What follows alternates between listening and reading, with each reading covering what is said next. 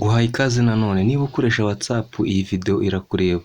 Hari ibintu ukwiye kumenya kuri WhatsApp cyangwa se ukabyirinda. Ngiye kubereka ibintu ugomba kwirinda kuri WhatsApp kugira ngo WhatsApp yawe ugumye uyirindire umutekano. Niba ari ubwa mbere ugeze kuri iyi channel, please kanda subscribe, ufungure inzogera kugira hatazagira video nimwe igucika. Rimwe na rimwe hari ukuntu dukoresha WhatsApp tukandikirana, tugashyira amafoto status, mbese tukumva ko bihagije, nyamara WhatsApp iba bashobora kukwibira amakuru atandukanye, umuntu akajyamo akiba amakuru akareba ibintu uvugana n'abagenzi bawe cyangwa se ibintu ucata n'umukunzi wawe, cyangwa se akaba yakwibira amakuru atandukanye amwe n'amwe. Niyo mpamvu naguteguriye rero ibintu bitanu ushobora kwirinda kuri WhatsApp, wabyirinda WhatsApp yawe ikaba imeze neza. Ibi bintu nubikurikiza WhatsApp yawe iraba imeze neza. So nguhaye ikaze rero niba ari ubwa mbere wageze, umve ko wageze ahantu hanyawe kandi nawe dusanganywe uri umuntu w'umugabo. Ngiye kubwira ikintu cya mbere namba ikintu ugomba gukora rero. WhatsApp yawe nizere yuko wayishizeho password. Muri video zabanje naberetse ukuntu ushobora gushyira password kuri WhatsApp, uragenda uyirebe. So ikintu cya mbere ugomba kumenya, irinde gufungura amalinki amwe n'amwe atazwi. Ahangaha niho bazatangira kwibira amakuru atandukanye, wibaze ngo byagenze bite. Hari ukuntu hari pushing za link ubona zageze kuri WhatsApp yawe utazi nuko byagenze. Izo link ugomba kuzitondera ukanazirinda. Izo link zishobora kwiba amakuru yawe cyangwa se akwiba amakuru ajyanye na telefone yawe binyuze muri virus iba iri muri telefone yawe. Gerageza kugenzura link mbere yuko uyifungura. Niba umuntu aguhaye link utari usanzwe uyizi cyangwa se ukabona ikirinki kikugezeho uyifitiye utudata twawe cyangwa se ufite megabyte cyangwa se bundle, ugasanga nta kindi wihutira kuba wafungura iyo link, nyamara utazi ibikubiye muri iyo link, utabanje wanasoma ibirimo iyo link.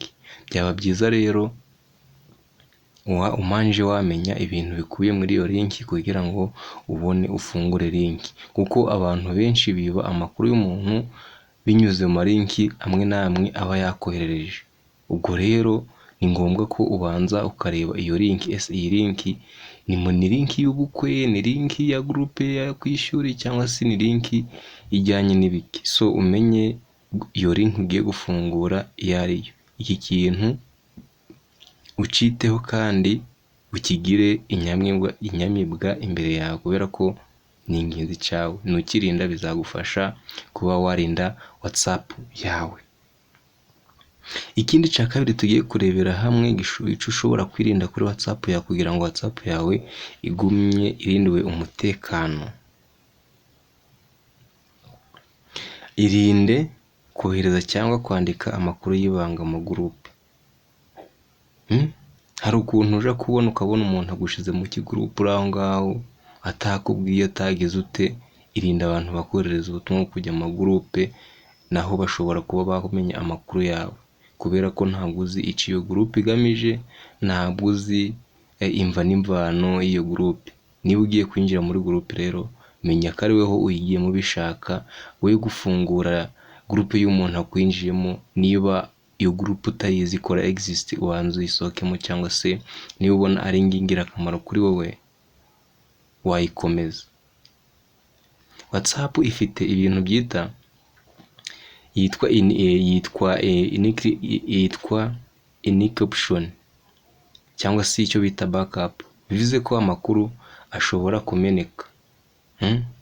Niba ishobora gukora backups, bivuze yuko umuntu kano kandi ukaba gafite muri telefone, aya makuru ashobora kuba yagera hanze. Ubwo rero ni ikintu cy'ingenzi ushobora kuba wakwirinda, no gushira amanimero yawe y'ahantu hatandukanye. Ugasanga umuntu akubwiye ngo ingira muri groupe iyi n'iyi, ugasanga uhise wihutira kujya muri iyo groupe. Aho ngaho umenye ko WhatsApp yawe uba uri kwishyira mu bibazo.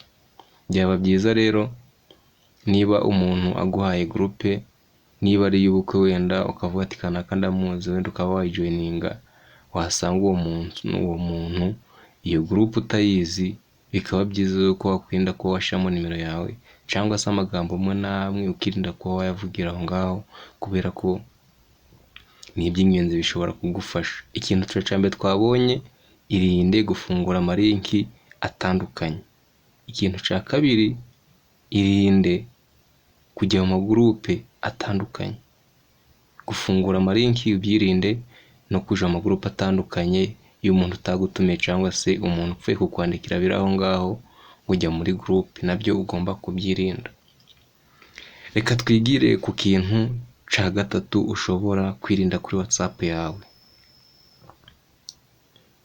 Nizere guys, niba tugeze kuri uyu munota tukiri kumwe, menya ko uri umuntu w'umugabo, kanda subscribe ufungure inzogera kugira atazagira video n'imwe igucika, ikomeye na isegonda rimwe ukahita uhakora. So reka twigire ku cya gatatu. Ikintu cya gatatu rero tugomba kurebera hamwe muri iyi video, wikwizera message za hato na hato bagomba kukwandikira, cyangwa se ama message amwe n'amwe ngo breaking news cyangwa guhabwa ibihembo.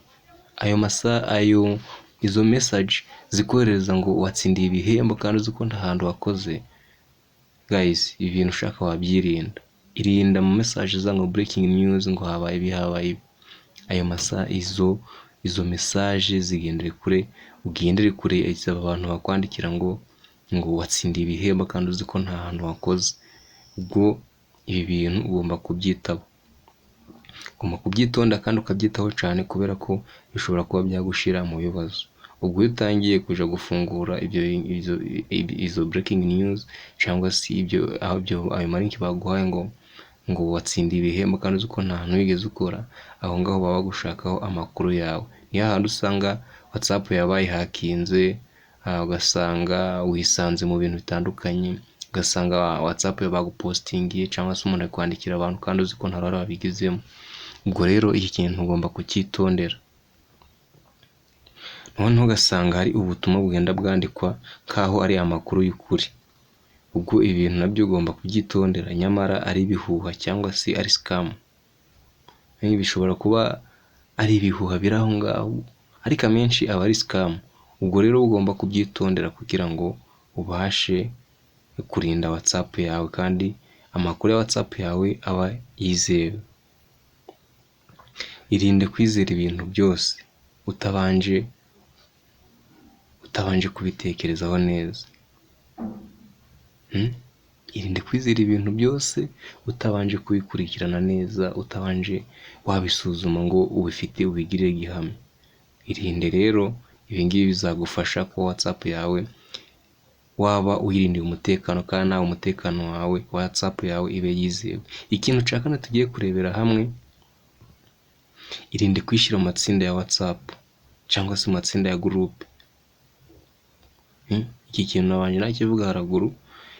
WhatsApp igihe uzaba ugiye kujya muri groupe runaka, uzabanze ubitekerezeho, umanze urebe iyo groupe ugiye kujyamo, urebe ko hari akamaro igufitiye, ubone kuyijoininga. Hari amagroupe amwe n'amwe y'amascam cyangwa se hari amagroupe amwe n'amwe y'ubutekamutwe, cyangwa se abantu bagamije kwiba amakuru yawe. Ubwo rero uba ugomba kwirinda amakuru amwe n'amwe yo kugira ngo WhatsApp yawe ibye igumye ufite umutekano. Amagroupe menshi aba ari scam. Ubwo rero ikintu nakubwira hano, witonde urebe WhatsApp yawe, urebe niba ifite umutekano, niba isikirite. Rero ikintu ugomba gushiramo, ntiwibagirwe gushiramo pin. Igihe ugiye kwinjira muri WhatsApp yawe, shiramo pin kugira ngo igihe ugiye kuyifungura cyangwa umuntu kwinjiriye bibanze bamusabe pin. So guys, ni ibingibi nari mbafitiye muri iyi video. Ngushimiyeho tugiranye kuri uyu munota. Byaba byiza kandi subscribe tugafungura inzogera kugira ngo hatazagira video n'imwe igucika. Iyi video iramutse ikugiriye akamaro, hari igitekerezo cyangwa inyunganizi ushaka gutanga, bishyira hasi muri comment. Reka duhure mu zindi video zitandukanye. Hasta la vista, ndabakunda cyane.